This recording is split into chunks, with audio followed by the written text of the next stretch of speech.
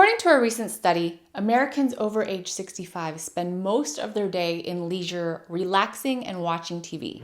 Older adults watch about 28 hours of TV per week, and the number increases as you go up in age, which leads to a sedentary lifestyle, a decreased quality of life, higher risk of dementia, and a host of other health issues.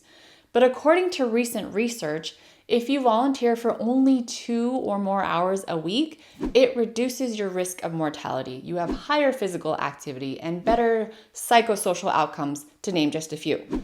But only 26% of 70 million retirees in the US volunteer. Why the discrepancy? As a life coach for older adults, I've helped over 1,700 retirees turn their retirement years into their best years, full of purpose and passion. And I have found that stereotypes are not going to cut it. You are not a stereotype, and more often than not, traditional volunteer gigs are not the right fit for you. And so most people just give up on the idea. It all comes down to getting clear on a specific charity gig that's going to be right and unique for you.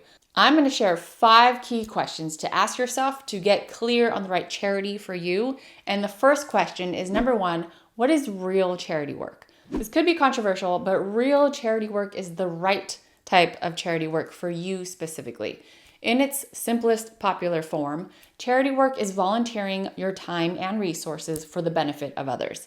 It is a great way to give back to your community and make a positive difference in someone's life. Charity can be as simple as donating some clothes to a local homeless shelter, giving your blood, or even applying for a charity credit card. But real charity work in its best form is doing work that's totally aligned with you. That means sharing your unique gifts and giving back in an energizing way and helping an audience that you specifically care about. That recipient will be helped that much more. The typical volunteer gigs that people think of for retirees or older adults or seniors are not going to cut it for most people. In the same way that your career is different from the next person, your form of giving back and a charity of choice is a format that's unique to you. Clarity on this specific uniqueness is going to be the most fulfilling and purposeful form of charity work. That's real charity work. It's about making an impact on someone's life. Doesn't matter if it's 1 or millions. This includes both big and small scale charity work.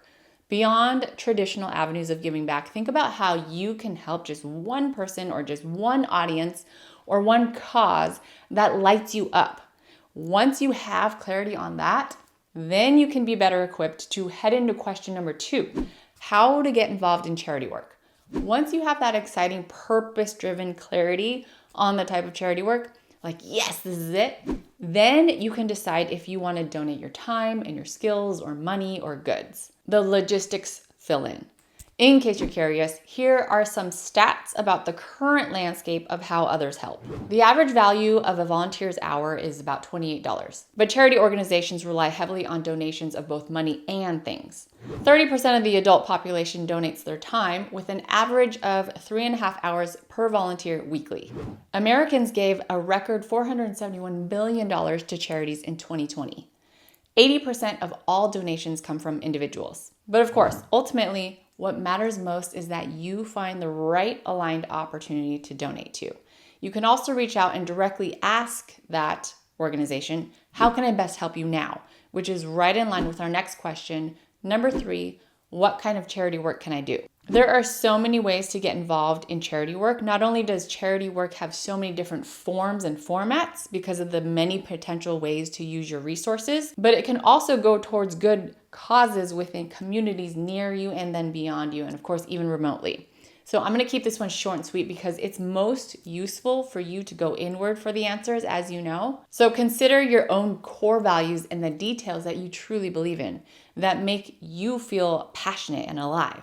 Because regardless of the format or location of your charity work, I've seen this time and time again with members in our Rewire program. When you do the right work for you, it will light you up from the inside out. You'll serve both yourself and others better. I'm going to take a quick turn from the emotional and mental topics and head into housekeeping logistics of money, which brings us to our next question, number 4. What about the money part? 2 things. Number 1, avoid scams and just keep tabs on your financial picture. You've heard the stories. You may even know someone who has fallen victim to a charity scam. It's so important that you protect yourself and your loved ones from these scams. First and foremost, just do your research. Look up your charity of choice on websites like Charity Navigator or Charity Watch, and be very cautious with your personal and financial information. At a minimum, keep tabs on your bank account statements after a new donation, for example, to see if any suspicious transactions have been made shortly after your contribution. If earning money is part of your real charity work, because yes, it's very possible and common to earn passion project income as you contribute and give back, just understand how the earnings fit into your financial picture.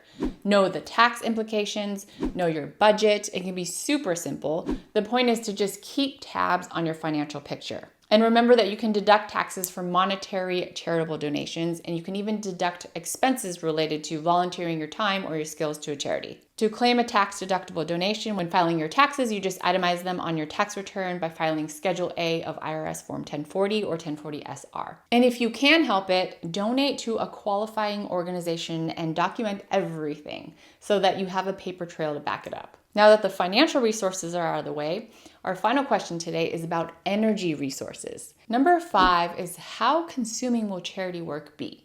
If you're an older adult, generally shifting into retirement, your freedom and flexibility are going to be massively important. And I'm here to tell you that you can have it all. You can have the freedom and spontaneity and leisurely time and relaxation and the purpose and contribution and feeling relevant. That's where the right aligned real charity work comes in. And you can have your duties and responsibilities and your social engagements and relationships and so on, all included in your dream life.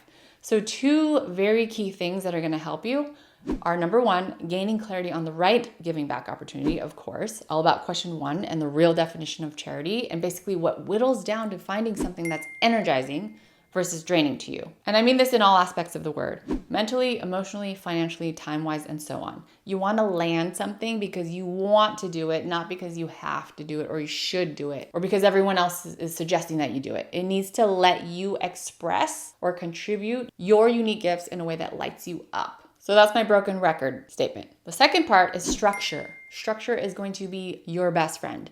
In my book, The Rewire Retirement Method, I talk about how the daily structure with general buckets of categories is a game changer for a lot of people. So going from busy, bustling career and family life to retirement is like going from 60 to 0, unless you have clarity and the structure to support it.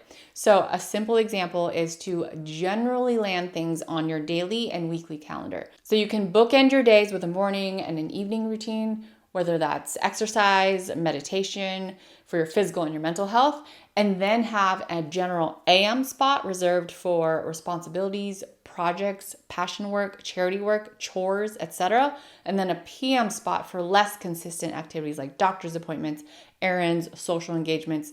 The point is less about following my example to a T, and it's more about having regularity to your daily and your weekly cadences. Structure is such a big deal that you even structure in spontaneity, as backwards as that sounds. So these 2 things are the key to a successfully balanced and satisfying retirement life. So not any one thing is all consuming where you feel drained. And remember that giving back is one facet of a robust retirement life that has so many other categories and topics and areas to be fulfilled. So if you want comprehensive help achieving your ideal retirement life as a whole, head over to our free workshop and watch how to turn your successful career into a successful retirement. Thank you so much for watching. I will see you in the next video.